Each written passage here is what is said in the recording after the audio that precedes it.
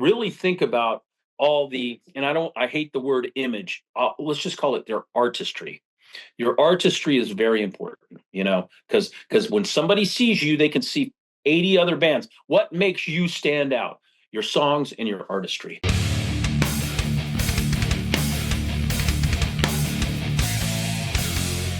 What's up, everybody? It's Keefy from GhostCultMag.com. I am super stoked to be back with another interview, and really one near and dear to my heart, not just to help these guys promote their event, but two people who have led the music industry for a very long time, John Reese and Craig Duswalt. How are you doing today, fellas? We Awesome. are doing great. Awesome, brother. Me too. So good to talk to a fellow metalhead, bro. Yeah, well, Yeah. that's never in question here.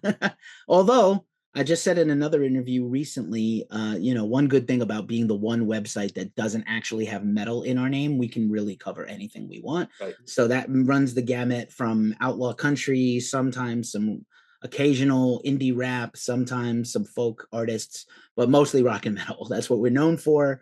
13 years almost and counting. Started Wow. as a zine in Europe. I took it over in 2013, and it's been my life's blood ever since. And a lot of that, this topic today, or varieties of topics around your upcoming conference and seminar, breaking into the music industry, so near and dear to my heart. I work in social media when I'm not doing this, and I've spent a lot of time crossing over my social media and music marketing expertise to help bands and labels, because I see them make countless mistakes on the journo side. Even the best PR firms in the world, even the best labels you can think off the top of your head, mistakes are made with bands. And then DIY bands especially, they just don't have the tools. And I feel like this is going to be an amazing opportunity for anybody to attend to get those tools from real experienced people. Thanks.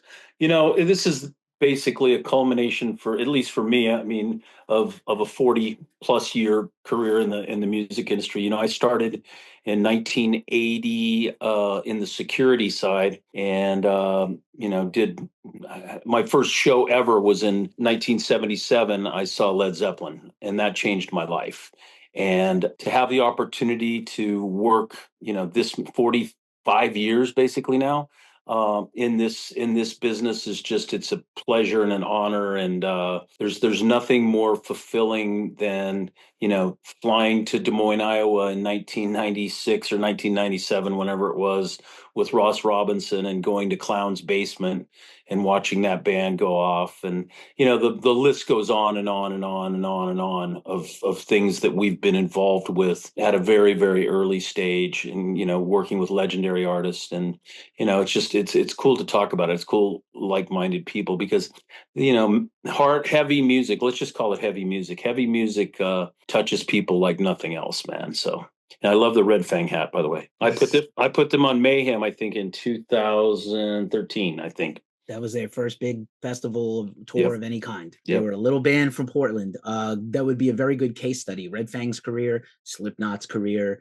would be amazing stuff to talk about, because the arc of some of these bands, again, it's inconceivable. If you had told somebody in the early 90s, when the Black Album broke, that in like 5 years, a band of 9 guys wearing jumpsuits and masks are going to rap and play sort of death metal and new metal together, and they're going to become the biggest band in the world almost, that plays arenas and has their own lifestyle website and their own touring festivals all over the world, every continent almost, you would not believe me. And now it's a thing. So I'm so proud of those guys. And I point to them all the time. I'm like, look at what they did. Look at how hard they worked. Look at how much they broke themselves to make it. Well, look at the loss too. Just the loss with Paul, right? The loss with Joey, and from that day when Ross and I got on that airplane and flew to Des Moines, and saw them. First thing we did when we landed, we went to Clown's house, and we went to the basement, and like 4 bars in, Ross and I looked at each other and like, holy fuck. Because Ross at the beginning, he had just done Sepultura Roots. He had done, Korn's first album, Limp Bizkit's first album, Machine Head, I think he did just before Slipknot. But Ross is a fucking legend, man. I mean, Ross, when you think about it, what he did in new metal, and then what he did in emo music, with At the Drive-In and Glassjaw, not emo, but you know what I mean, heavy emotional music, we'll call it. But it's just been and then Craig and I working with the biggest band in the world in the late '80s and early '90s with Guns N' Roses, flying around the world with those guys when we were just kids. So it's the whole journey has been so fulfilling, and so breaking into music is really a culmination of that history, and it's the ability for us to take young people or older people and have them have an opportunity to spend time with the 24 of the greatest trailblazers and entrepreneurs and just all around badasses in a setting where you have this one, first a general assembly session and then like kind of a one-on-one chance to talk to Rich Best, to talk to Corey Brennan, to talk to Matt Sorum, all these different people that we have.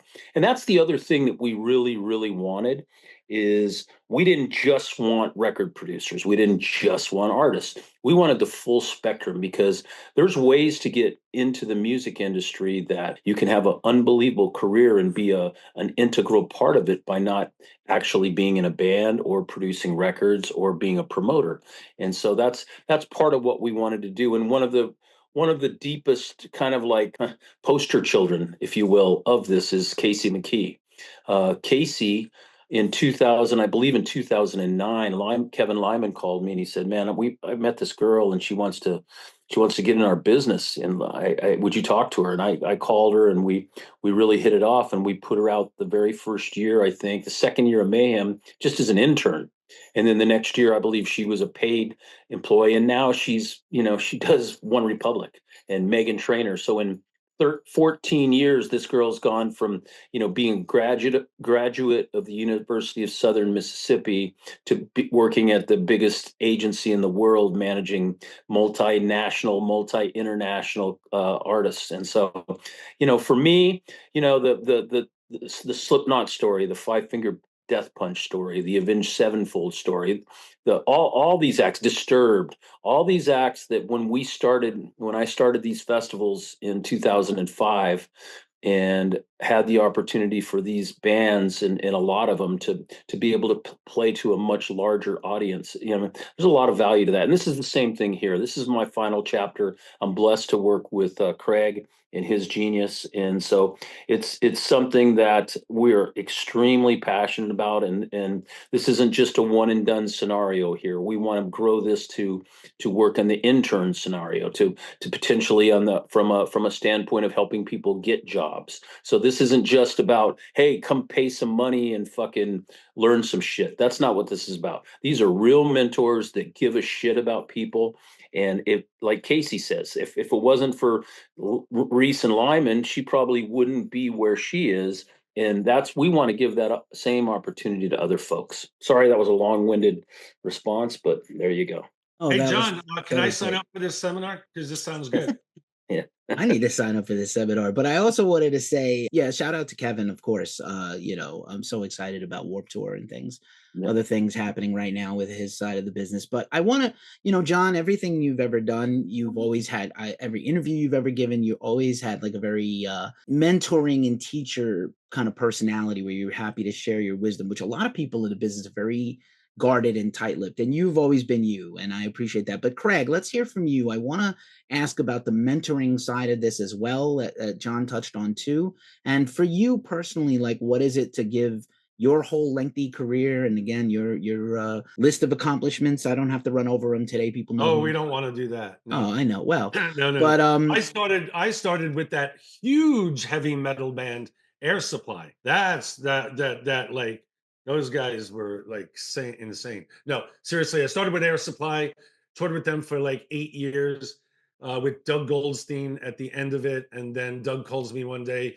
"You ready to go back on the road?" I'm like, "What do I have to do?" "Babysit Axl Rose."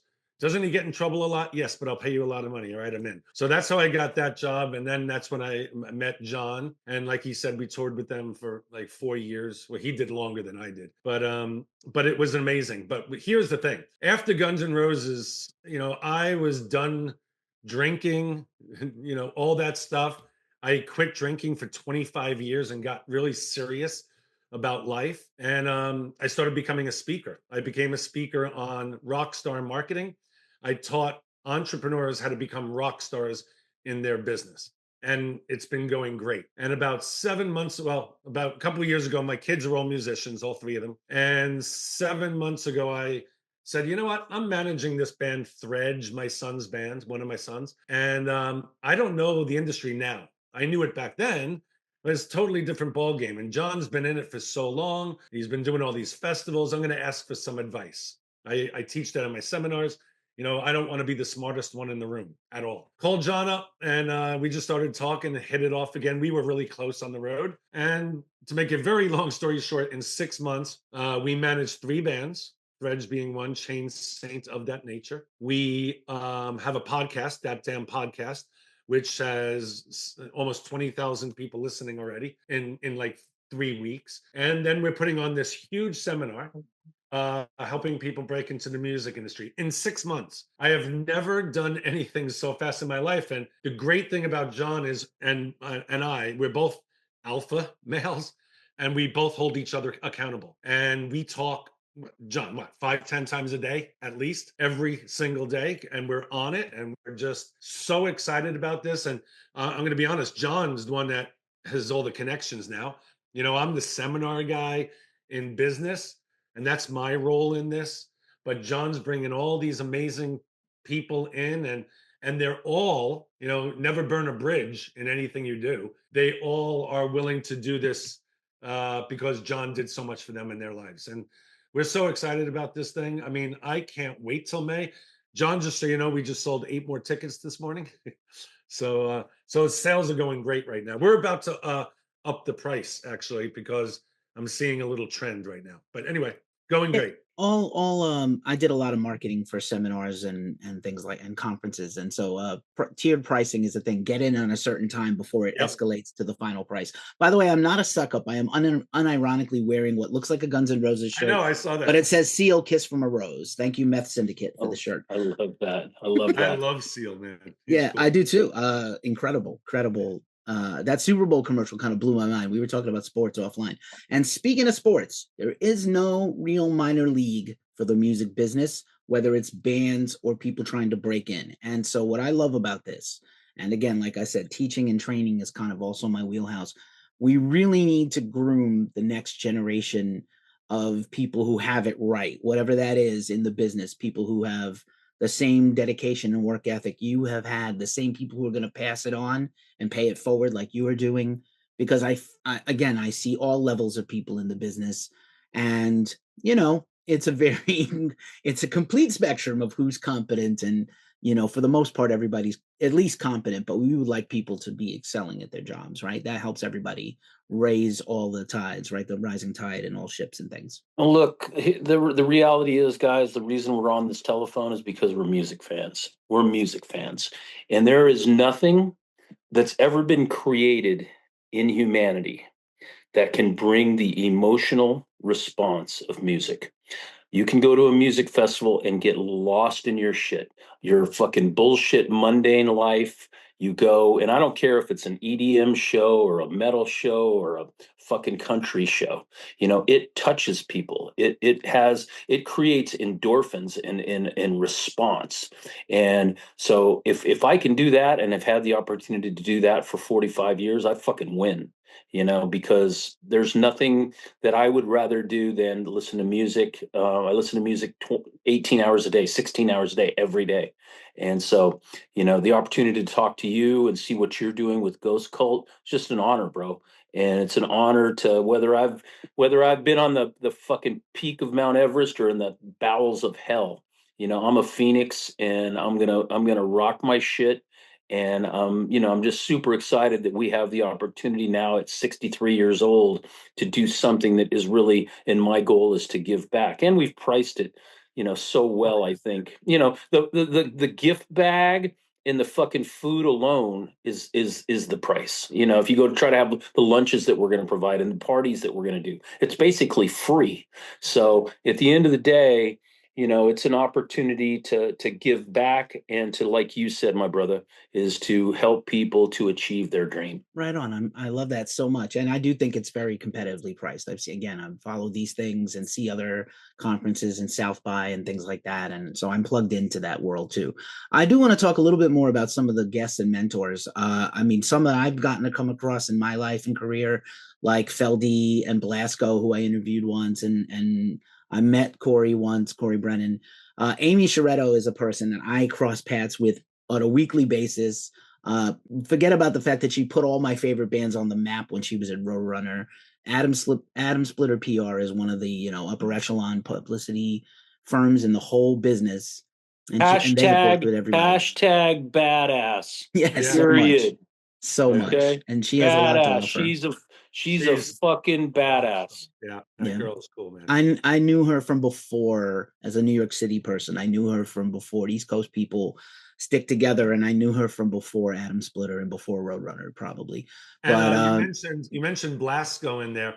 It's interesting. I met Blasco because he's interested in speaking now. He has so many great stories, and he's writing a book. So he's in my business mastermind program because he wants to grow that side of the business. So it's really interesting that he's coming to this thing as a mentor in the music, but he really wants to do kind of what John and I are putting together, getting on stages and giving back. The guy's got so many amazing stories. And that guy is such a man, down to earth, cool, chill guy. He's just, you meet some people and you're like, oh God, so disappointing. This guy is truly amazing. This guy gets up at 4:30 in the morning. I'm like, why do you get up at 4:30 in the morning? He goes, because no one else does. And he does a lot of work at 4:30 in the morning, and by 8 o'clock, he's done so much shit that the rest of the world hasn't. He just feels like I'm one ahead of everybody else. And it's such a great business mindset. And that's the stuff that's going to be shared at this seminar. And we talk about getting into the music industry. Yes, 100% that's what this is. But I'm telling my mastermind people that are in business, come to this just to get inspired. Listen to these stories of 24 amazing, successful people. How did they do it? Where did they start? What do they do every single day to take their career to another level that you need to do? So I'm trying to get just regular entrepreneurs that have no interest in the music industry to come to this as well, because A, they're going to learn so much about discipline and all that stuff, but B, they might say, you know what, I might want to get a couple of people in the music industry to be my clients as well. So that's another thing that we're doing that I just think is so powerful. The inspiration and motivation alone is going to be amazing. Right on. High school me would be mad if every time Blasco's name doesn't come up that I'm like, oh, go listen to Cryptic Slaughter, which is how he got his start. Wow. Yeah. Crossover thrash for life all the time. But here's an interesting thing that I thought of in preparing for this interview with you guys. I feel like we hear all the time about mental health of artists, but mental health in the music business is a little bit overlooked. And a lot of my friends that work really boots on the ground on all levels. It's definitely a high pressure industry. There's a lot of stress and strain. You guys have seen it all and done it all. What advice can you offer for people who will watch this and maybe come out to the seminar? Yeah, because this is an overlooked part, like how to care for yourself under the lens of this high pressure business. Well, I'll take this one because I've lost 7 now. I just lost one about a month ago, Casey Chaos from Amen, who was a legendary fucking artist, and never really made it big, but in England he was a god, and he was a guy that just never ever sacrificed anything. I don't know if you've seen the videos that he did with Dean Carr, but Ross signed them. We signed him to I think we signed him to Roadrunner, and then when we left Roadrunner, we went to Virgin, and we took them to Virgin Records. But Shannon Hoon, Paul, so many, and artists are, it's a rough thing with your head, man. I mean, it's a rough thing to do what they do and get on stage. And that's why I've kind of devoted my life to work with artists, because they have what I can't even play the fucking Jews harp, but to see these guys and what, all the artists that I've worked with over the years, what they can do and how they can move people and bring them to a happy place. And even though they're tortured as fuck, right?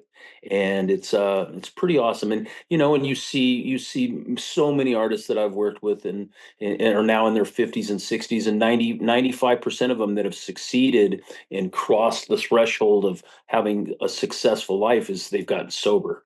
And Matt Sorum lives out here in Palm Springs, and we're working with him a lot on a number of different things. And he's such a great philanthropist and a drummer in his Kings of Chaos thing.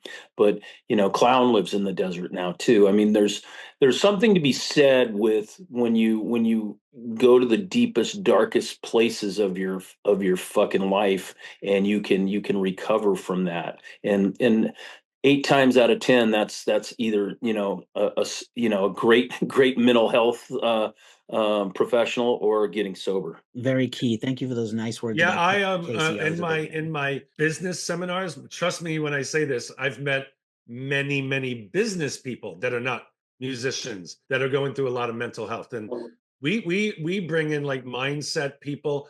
My whole thing is showing up. A lot of people, hide. They're hermits. You could argue that Axl Rose didn't get out much when I toured with him.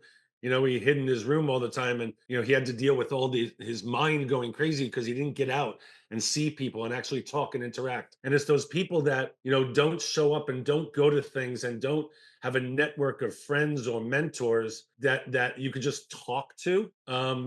It's devastating to successful people. A lot of these famous people can't go out because they don't want to be seen in public and don't want to be bothered, and that's a big part of it, because you need a group of people to talk to, hang out with. Otherwise you're just sitting alone, and then your mind races. So mental health is huge, not only in the music world, in the business world as well. It's huge. Indeed. Thanks for answering that, and thank you, John, for those nice words about Casey Chaos. I was a huge fan, and I looking at the wave of nostalgia, which is another point I wanted to talk about with both of you. I think if Casey could have put out a new version of Amen today, it certainly would blow up and get the same Yeah. love that you're seeing for a lot of comeback artists. I have the quintessential Casey Chaos story. So in 2015 or six, sometimes the years go together. We had done Knot Fest twice in San Bernardino, and Rich Best and I were talking, and Corey, and we're like, how do we fucking make this even bigger? And so we approached Sharon Osbourne, and brought together Ozfest meets Knot Fest, and we did that 2 years. And the second year, I'm like, what the fuck is Casey doing? He needs to be on this. He's the ethos of this. And so I reached out to him, and he was playing Dave Lombardo.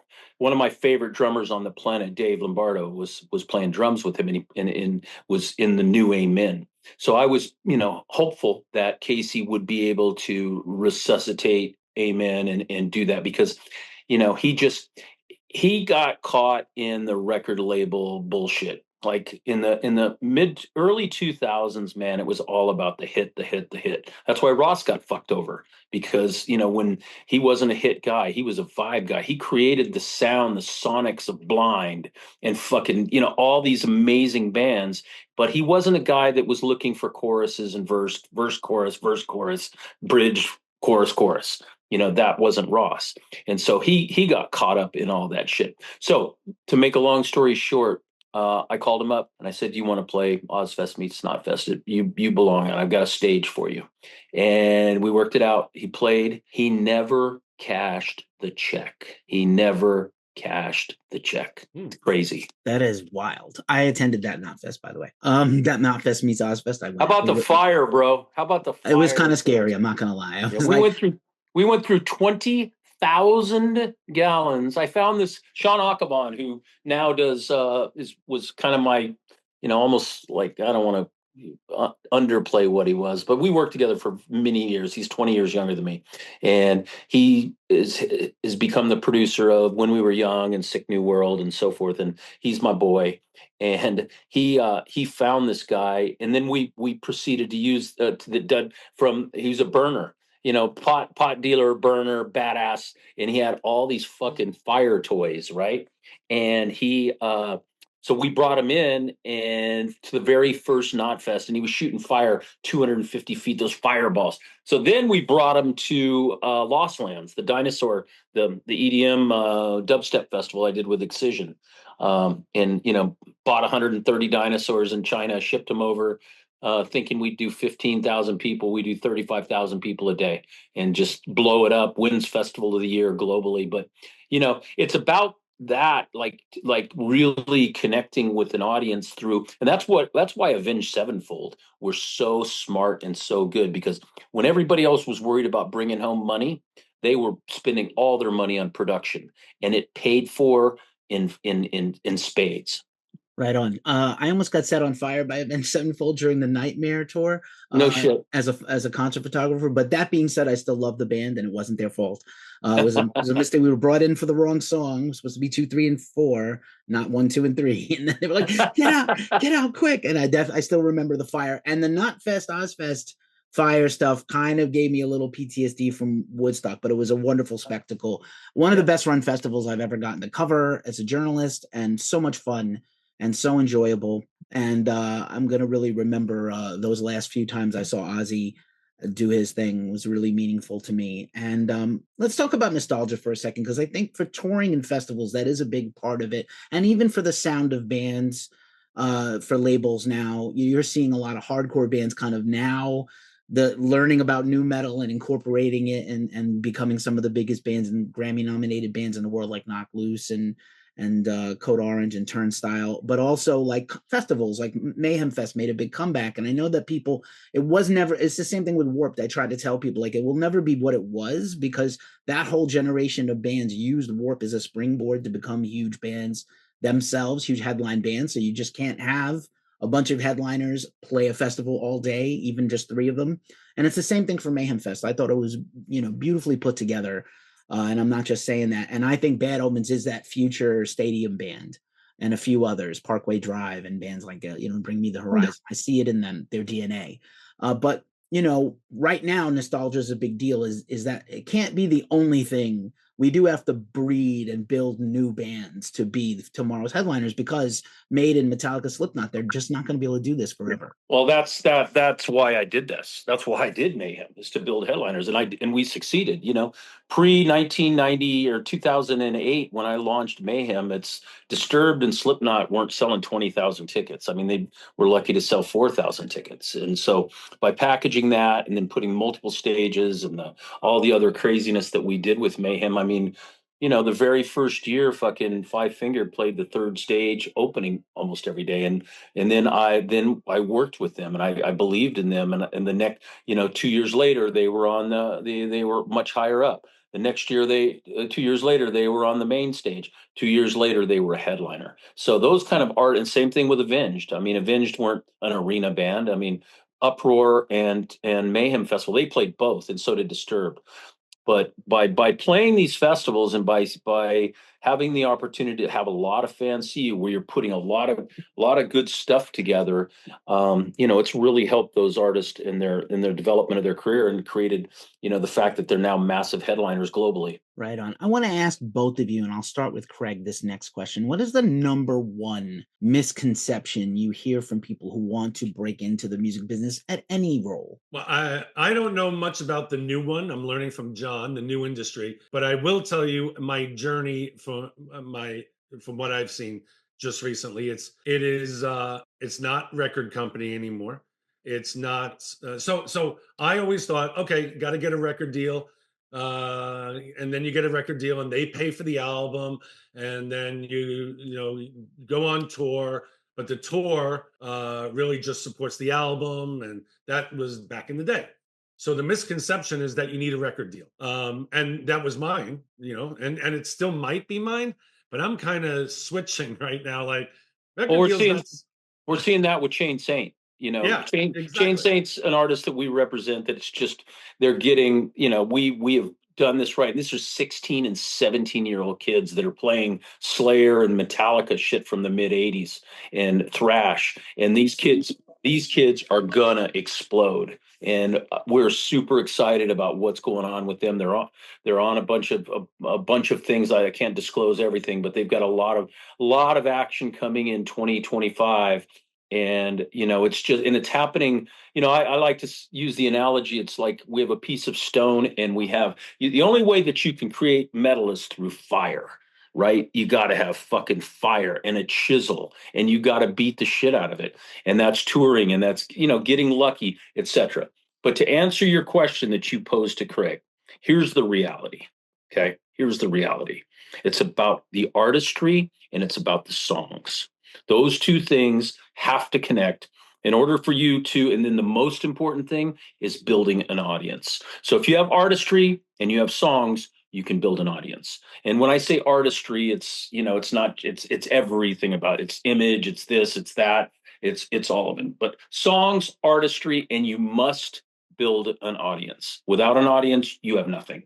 So I was just fortunate for 15 years to be able to create, some 50 plus music festivals that, Punk and Drublic with Fat Mike, and Punk's back now, fucking Oddball Festival when we brought back Dave Chappelle, but so many different things that then allowed the ability for people to, play in front of a lot more people than we were before. And I always found that the artist with the songs always won. I think we're seeing a very interesting time. On one hand, I do still feel like we work with lots of labels, and I feel like labels still have a place today. I do feel like there's a thread of independent artists that if they can just get distribution and they have enough of a following and they manage it themselves, or they have been in the label business and they want to transition out to just kind of control their own destiny, I think that's a possible thing. But I love that you mentioned Shane Sate, because I was just having this conversation yesterday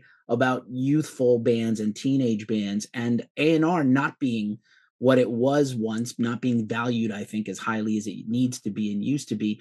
I am sort of energized by seeing younger bands, Speed of Light, the Linda Lindas, others in the last few years that are really getting an opportunity at labels and even on their own. So I think that's really exciting. And I think, I always say as a journalist, because we have tiny goldfish brains, judge slowly a young artist that's just finding their voice, because it takes time. I think about Kitty being around for 25 years this year, and or 26 years now, and where they've come and how far they've come, and their comeback on major festivals and their new album or recent album on Sumerian. So that's and I got to mention Ash too, because Ash is a fucking genius. Okay, Ash has been there for me when I went through all my shit and hell. When I went through fucking hell, Ash was there for me. He's the one person I can say to you that was there for me. And that's the problem, right? When you lose the power and you lose the money, who's left? Who's there sitting? Walk through hell and see who's willing to walk with you. And that happened to me. And I'm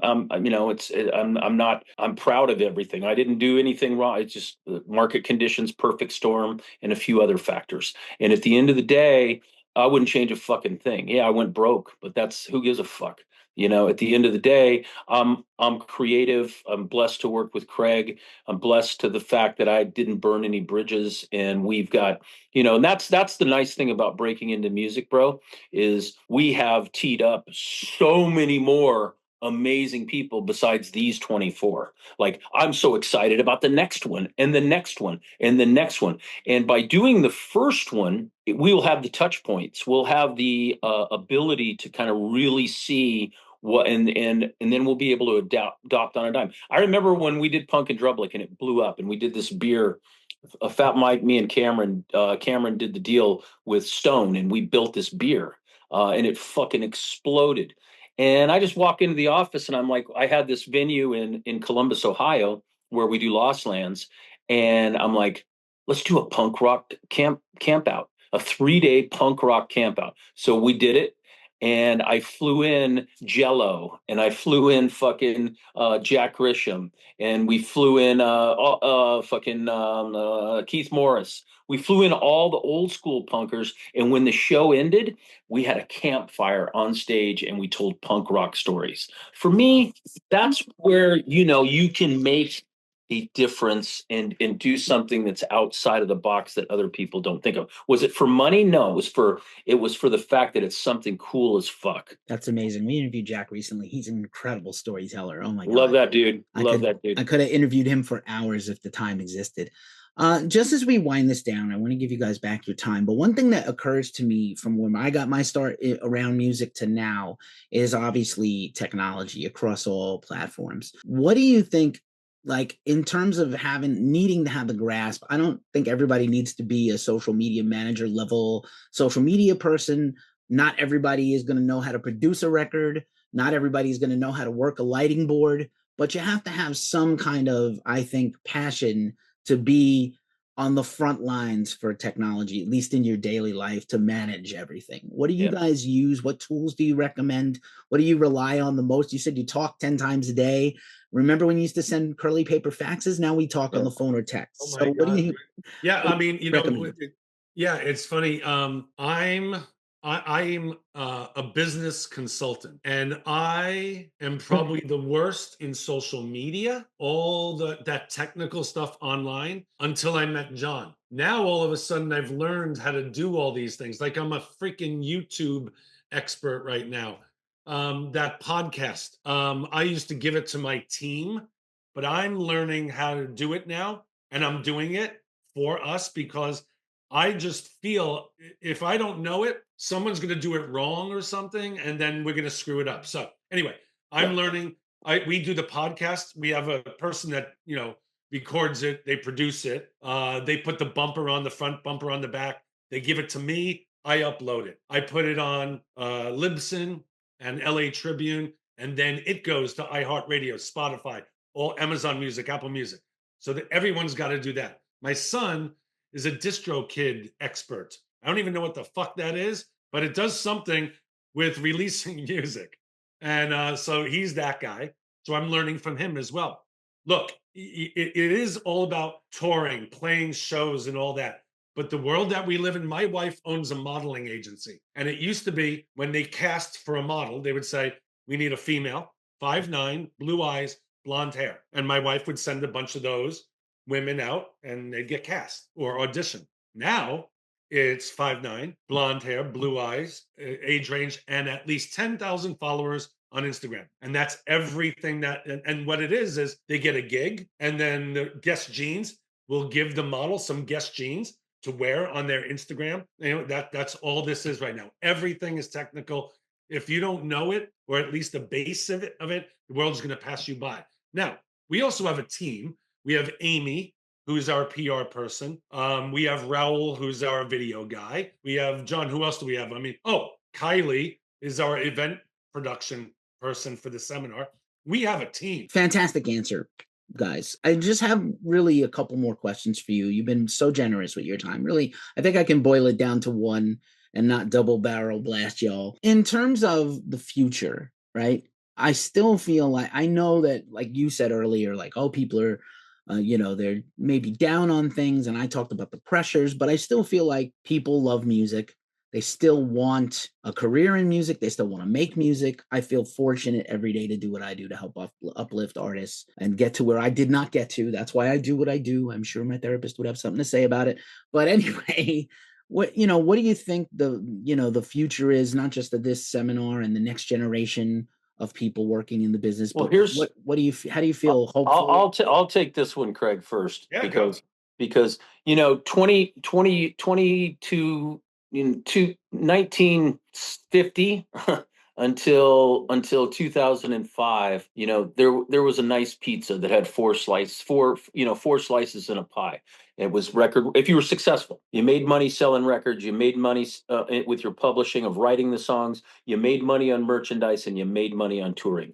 Two of those are baked, and that's record royalties, because streaming doesn't pay shit. All these cocksucker billionaires have the Daniel X of the world and the Apple Music and all of it, and the record labels. Sorry, I'm going to go off on a little soapbox here, but artists have been fucked since the dawn of time. The problem is this currently. The only way that a artist can make any substantial money is by touring and with merchandise. They're not going to make any money selling their selling their songs. 97% of professional musicians are making a subsistence living. And most of those aren't even subsisting. They're having to drive Uber or whatever the fuck. So, 2% are making a decent living. 1/10 of 1% of all professional artists in the world are getting rich. And that's just a fact. So at the end of the day, when you have these behemoths like Live Nation and all of this, at the end of the day, that's where the bread's getting buttered, is by touring. So you got to build an audience. That is the number one most important thing, because if you can sell tickets, you can make a great living, but you got to be able to sell tickets. So how does that happen? Well, there's a lot of things that have to happen to make that happen. So that's going to be a lot of what we're going to try to help young bands with, and teach them, is how to get the right representatives, scale yourself, put on the right kind of show, really think about all the, and I hate the word image, let's just call it their artistry. Your artistry is very important, because when somebody sees you, they can see 80 other bands. What makes you stand out? Your songs and your artistry. How about you, Craig? Well, same thing. This is why I called up John 6 months ago. When I toured with Guns N' Roses, it was all about the album. You go tour to support the album, millions of sales. We got my platinum album behind me right there. John has one in the background as well. And that's what it was all about, but totally different now. It's funny. It was Blasco, back to Blasco. He's the marketing director for Liquid Death. And he said, we're not, there you go. We're not a water, we're a lifestyle company. Sorry, just getting over being sick. It's all about merch. It's really weird, but Thredge is really focused on my son's band Thredge, one of the ones we represent, focus on being a merchandise company. We look at Ice Nine Kills. Their merch is insane. I don't know how much they're making on merch right now, but they're selling so much merch. Membership sites is another thing outside the Nine, Slipknot. I teach that in my business world, but that's what Thredge is focusing on right now, a membership site to raise money to live, to make the next album. And that's what I was talking about before. It's all about streaming and that stuff now, but got to make some money. So I'm going with the Blasco lifestyle company, Liquid Death. Thredge might start leaning towards being a merch company, just happens to be a band in it. Right on. Shout out to Liquid Death, our affiliate partner. And we did a Love commercial for them and for ourselves, but for that, promote our deal with them at one point. That was a lot of fun. If you're watching this and you're in a band, let me tell you, if you ever think you can't make it, I saw Ice Nine Kills as a ska punk band in Revere, Mass, at the now sadly defunct Sammy's Patio on Revere Beach, play a very middling set of ska punk at a ska show. And then 15 years later, I saw them open up 3 times for Metallica. It can be you. You can do it. You can do it. Look what they did. They transformed their sound and their style, but they grew into the band they were going to become. And I think that's admirable and is a good blueprint for just about anybody in a modern music sense to make it.